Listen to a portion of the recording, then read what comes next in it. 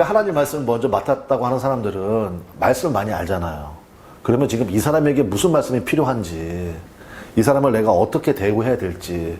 그러니까 양 같은 사람이면은 조금 찾아다녀야 돼요. 그리고 그 사람들이 울부짖는 좀 들어야 되고. 그렇지, 찾을 때까지 찾아야 돼. 네, 근데 반응이 없는 사람은 어쩔 수 없어. 쓸며 찾아야 돼요, 그냥. 찾아내야 되고. 근데 탕자 같은 경우 있잖아요. 그럼 우리가 뭐 하면 될까요? 큰아들이 그걸 못하네. 뭐 하면 되겠어요? 돌이켜 왔어. 받아줘야죠. 그렇죠. 엄청나게 환영해줘야 돼. 네. 너 나가서 고생했다면서 거봐 내가 교회 안 나오면 내가 너 망할 줄 알았어. 이제는 좀 힘들었나 보지. 이런 식으로 하면 안 된다고요. 그렇죠. 예. 과거에게 자꾸 캐묻고 뭐 그런 거 하지 말고 그냥 온 것 자체만으로도 얼마나 기쁘냐. 그렇죠. 그 아버지가 했던 것처럼 네. 그렇게 같이 기뻐해 주면 그러면 되는 거죠. 근데 소위 말하는 그 중직자들이 새로운 사람이 열심히 하려고 그러면 그 굉장히 제가 어느 교회 얘기를 들었는데 이분이 주방 봉사를 15년 이상 하셨대요. 그런데 맨날 이제 하면서는 아우 힘들어 뭐 어째 뭐 이러잖아요. 근데 이제 새로운 분이 오신 거예요. 근데 이분이 그런 쪽에 은사가 아주 굉장하신 분이니까 목사님 생각한 거예요. 아 이분이 그 평상시에 얼마나 15년 동안 고생이 많으셨냐. 그래가지고 교체를 했대. 이분이 기뻐할 줄 알았거든. 좀 의논 좀 하시지. 근데 사실은 그게 뭐냐면 내가 힘들어 뭐 어째 뭐 이렇게 하실 때는 사람들한테 그렇지, 알아봐줘. 그렇지. 네. 그런데 그거를 모르고 아 정말 힘드시구나.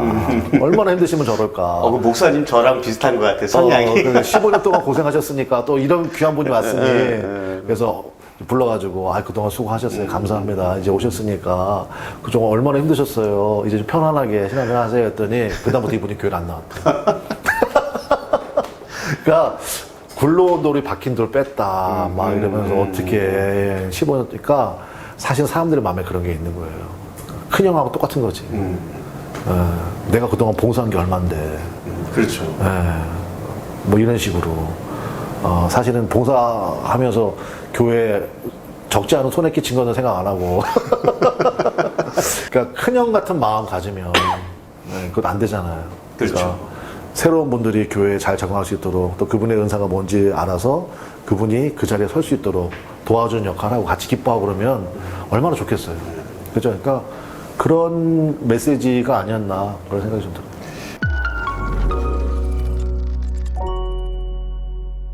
저는 조금 돌아온 탕자 그 아들의 그 비유에서는 조금 사실 다르게 좀 보고 있거든요. 목사님 말씀하신 거 저도 100% 수긍이 됩니다. 이제 교회 중직자들 또는 교회 오래 그래도 신앙생활 하면서 또 봉사도 열심히 하시는 분들이 어느 순간은 그 이제 조건을 걸고 바리새인들처럼 큰 형의 자리에 섰버리는 거죠.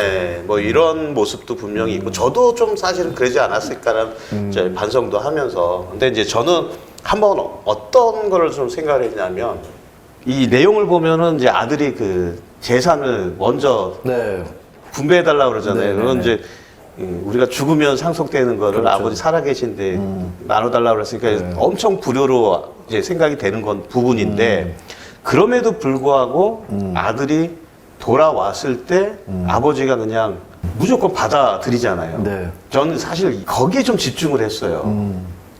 그래서 그 아들이 회개를 해서 이제 다시 그 아들로서 받아들여진 게 아니라 그러니까 아들이 회개를 안 했어도 아버지가 무조건적으로 사랑을 베푸는 거를 둘째 아들은 그걸 받아들였고 그래서 저는 거기서 목사님이 가끔 말씀하시는 믿음은 반응이라고 반응의 문제다. 반응의 문제. 그게 딱 조금 매치가 되더라고요.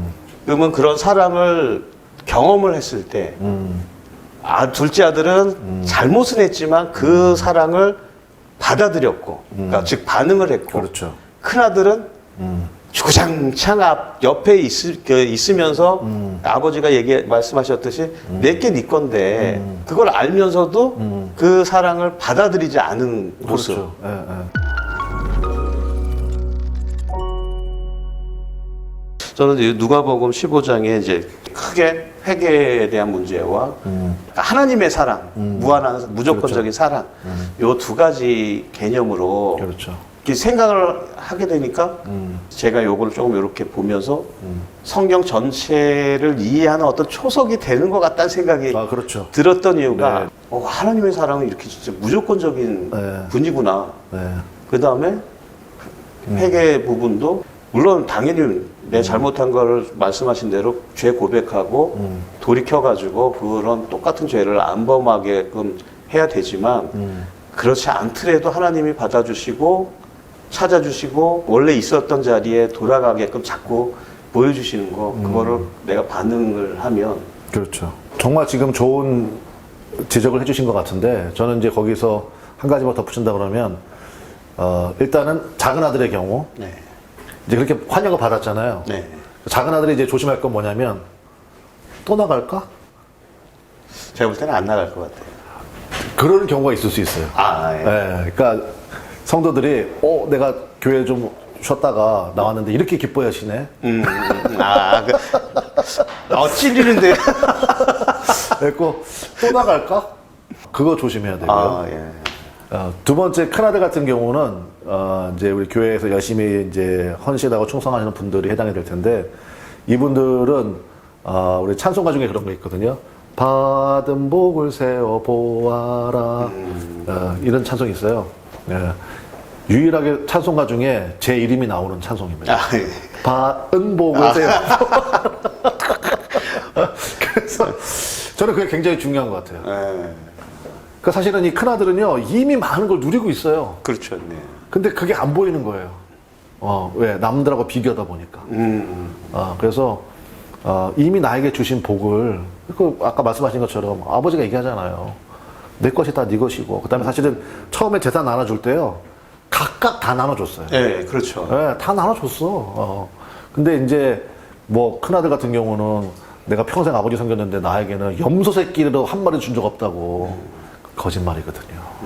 큰아들 같은 경우는 받은 복을 좀 세워보고, 그리고 아버지가 기뻐하는 거를 같이 기뻐할 줄 아는 마음이 회복이 되면 좋겠다. 네. 그런 생각이 좀 드네요.